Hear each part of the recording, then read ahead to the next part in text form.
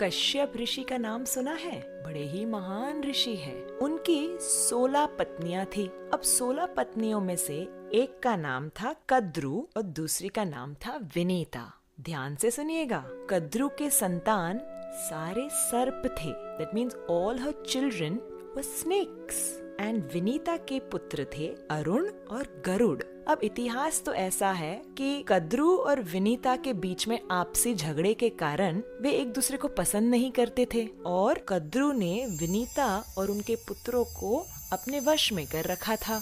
गरुड़ जी ने बहुत तपस्या करके स्वर्ग से अमृत प्राप्त किया और अमृत के द्वारा अपनी माता विनीता और अरुण और स्वयं को कद्रु के कब्जे से आजाद कर दिया। तब से गरुड़ को सर्प के प्रति बहुत ही ईर्ष्या है। तब से गरुड़ जी और सर्प की बनती नहीं है और जहाँ भी सर्प देखते गरुड़ उसे खा जाते। Wherever he would see snakes, he would eat all the snakes. अब जो स्नेक्स की माता थी कद्रु, ये देख के उसे बहुत टेंशन होता था कि मेरे सारे परिवार को ये खा जाएगा। कद्रु गई ब्रह्मा जी के पास। ब्रह्मा जी मेरी सहायता कीजिए, मेरी मदद कीजिए, ये गरुड़ तो सारे सर्पों को खा जाएगा, हमारा समाज समाप्त हो जाएगा, कृपया हमारी रक्षा कीजिए। अब ब्रह्मा जी गरुड़ के पास आते हैं और गरुड़ से कहते हैं, गरुड़ इतना सारा विध्वंस तुम मत करो इन सर्पों का। एक योजना बनाते हैं जहाँ हर अमावस्या पे तुम्हें एक सर्प मिल जाएगा, तुम उसे खा लेना तुम्हारे भोजन की तरह, तुम अन्य सर्पों को भयभीत मत करना।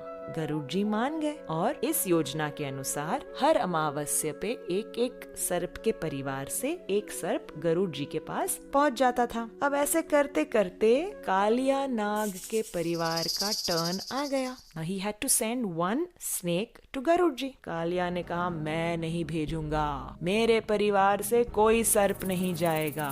और गरुड़ जी यहाँ वेट कर रहे हैं, देखा तो ये सर्प तो आया ही नहीं और गरुड़ जी जा झपटे कालिया के ऊपर। घमासान युद्ध हुआ, स्वर्ग से लेके कालिया भाग रहा है और गरुड़ जी उसके पीछे, उसे नोचने के लिए, उसे परेशान करने के लिए उसके पीछे पीछे जा रहे हैं। कालिया गए ब्रह्मा जी के पास, त्राही माम मुझे बचाओ, गरुड़ आ रहा है। ब्रह्मा जी ने कहा, देखो तुमने तुम्हारा वचन नहीं निभाया, तुम्हारा टर्न था ना स्नेक भेजने का, तुमने क्यों नहीं भेजा? अब मैं तुम्हारी कोई मदद नहीं कर सकता।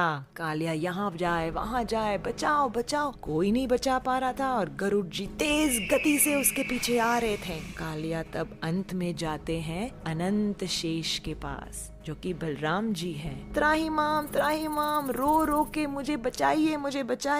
अब बलराम जी का हृदय तो बड़ा कोमल है। अनंत शेष कहते हैं कालिया से, कालिया तुम व्रज में यमुना नदी में जाकर छिप जाओ, वहाँ तुम्हें गरुड़ नहीं परेशान करेगा, वहाँ तक तो वो आ भी नहीं सकता, यमुना का जल छू भी नहीं सकता। कालिया कहते हैं, अच्छा मुझे बताइए क्यों, ऐसा क्यों है? तो अनंत शेष उसका इतिहास बताते हुए कहते हैं कि एक समय की बात है, यमुना नदी के अंदर शौभरी मुनि तपस्या कर रहे थे। In the water he was meditating और उस समय गरुड़ जी यमुना में से एक मछली को उठाते हैं भोजन के लिए। अब Garuda is an eagle, right? Eagles catch fish and they eat. So इस मछली ने शौभरी मुनि को प्रार्थना की, मुनिवर मुझे बचाओ, गरुड़ के मुख से मुझे बचाओ। और फिर शौभरी मुनि ने उस मछली को बचाते हुए गरुड़ को श्राप दिया, गरुड़ तुम इस यमुना के जल में जैसे ही छुओगे तुम्हारी मृत्यु हो जाएगी, ये मेरा श्राप है।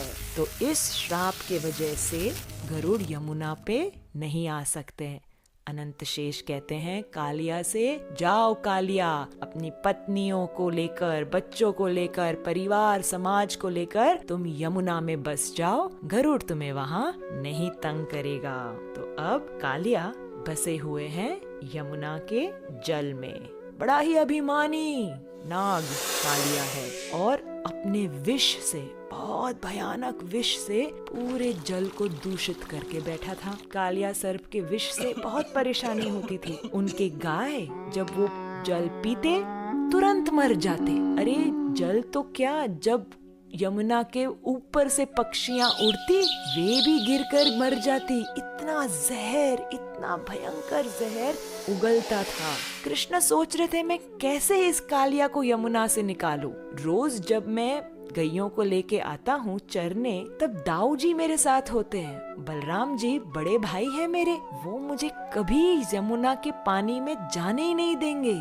मैं अब ऐसे प्लान करता हूँ कि कल दाऊ जी का बर्थडे है, तो बलराम जी के जन्मदिन पर हम ऐसे प्लानिंग करेंगे कि उन्हें हम साथ में लेकर ही नहीं आएंगे यमुना के तट पर, उन्हें हम घर पर रहने देंगे। तो जब बलराम जी घर पर रहेंगे, कृष्ण अकेले रहेंगे मित्रों के साथ। तो कृष्ण ने सोचा मैं तब जाके यमुना में कूद जाऊंगा और कालिया को सबक सिखाऊंगा। जिस दिन बलराम जी का जन्मदिन था, कृष्ण उसे छोड़कर गैयों को लेकर यमुना के तट आते हैं और वहाँ पे जैसे ही गाय वहाँ पहुँचती है, एक एक एक करके मर जाती है। सब सखाएं घबरा जाते हैं, कृष्ण कृष्ण हमारी गैया को बचाओ बचाओ, पानी पीते ही मर गई। कालिया का इतना भयंकर वहाँ पे विष है, कुछ करो कन्हैया। कृष्ण वहाँ आके अपने कोमल हाथों से जब गैयों को प्रेम करते हैं तो गैया जीवित हो जाती है।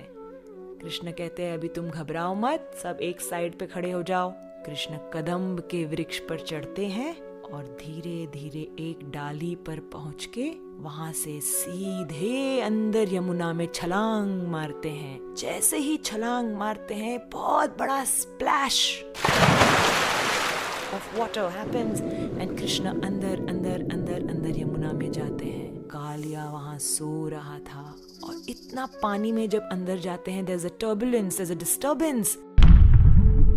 कालिया की पत्नियां कहती हैं, अरे बालक तुम यहाँ क्यों आए? क्या तुम्हारी कोई गेम यहाँ आ गई? क्या तुम्हारा कोई बॉल यहाँ गिर गया? जल्दी जाओ यहाँ से। अगर हमारे पति ने तुम्हें देख लिया तो तुम्हारी खैर नहीं, तुम्हें मार डालेगा। तुम यहाँ से चले जाओ बच्चे, चले जाओ। कन्हैया कहते हैं, देवी मुझे तुम्हारे पति से ही मिलना है, मुझे कालिया से ही काम है, उठाओ उसे। घबराते हुए पत्नियां कहते हैं, नहीं नहीं नहीं बच्चे तुम जाओ, उनका जहर बहुत ही स्ट्रॉन्ग है, तुम तो मर जाओगे। कृष्णा ने देखा कि अब ये पत्नियां उन्हीं के पति की साइड ले रही है, तो जोर से कालिया नाग के जो एक पूंछ थी उसके ऊपर अपने पद रख के जोर से स्टैंप किया और कालिया उठ गया। इतने सारे उनके हजारों फण थे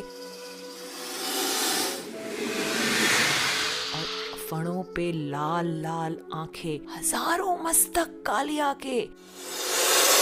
कौन आया है मेरे पानी में मुझे डिस्टर्ब करने? कृष्ण सामने से आए, छोटे से पर कॉन्फिडेंस देखो। कहते हैं, मैं आया हूँ कालिया, तुमने हमारे यमुना को इतना प्रदूषित कर दिया है, तुम यहाँ से निकल जाओ। कालिया कहते, तुम मुझे यहाँ से निकालोगे? मैं तुम्हें मिनटों में समाप्त कर दूंगा। और कालिया जोर से रनिंग रनिंग रनिंग करके आके कृष्ण को पकड़ने लगे। कृष्ण थोड़ी साइड में हट गए, कालिया आगे निकल गया। वापस Kaliya swimming swimming swimming swimming करके आके अपने चुंगल में पकड़ना चाहते हैं कृष्ण को। कृष्ण यहाँ से वहाँ, वहाँ से यहाँ। कालिया अपने फणों से ऊपर नीचे आगे पीछे कृष्ण को पकड़ ही नहीं पा रहा है। और कृष्ण ने तब कालिया के मस्तक पर छलांग मारी।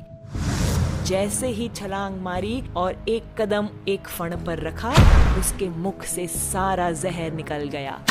दूसरा चरण दूसरे फण पर, दूसरे मस्तक पर रखा, उस मस्तक से पूरा जहर निकल गया। अनेक फणों पर नृत्य करते करते कालिया के मुख से अब जहर निकल रहा था। ये करते करते करते पानी से ऊपर आए, बाहर आए यमुना से। और ये दृश्य ब्रजवासी देख के बड़े ही घबरा गए। हमारा छोटा सा बच्चा कालिया के मस्तक पर, घबरा गए। माँ यशोदा बेहोश हो गई। नंद बाबा तो अंदर कूदने ही जा रहे थे। बलराम जी ने रोक दिया, पिताजी मत जाइए, कृष्ण संभाल लेगा।